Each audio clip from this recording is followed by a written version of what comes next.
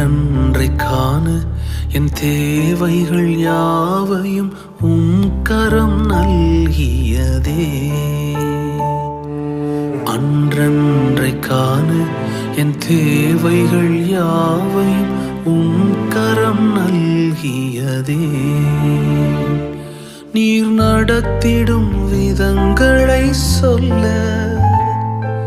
பூரண வார்த்தையே இல்லை.